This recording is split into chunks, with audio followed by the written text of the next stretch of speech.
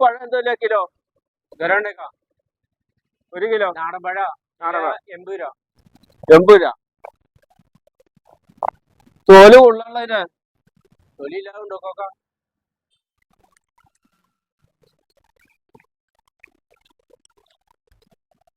പഴുപ്പില്ല അതിന് പഴുപ്പ് കുറവാ അതൊക്കെ പഴുത്തോളൂല 6 പോയിന്റ് കുറവുണ്ടല്ല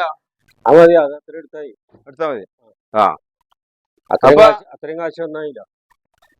പഴയത് മതിയോക്ക അത് പോയിന്റ് കുറവുണ്ടല്ല അത് മതി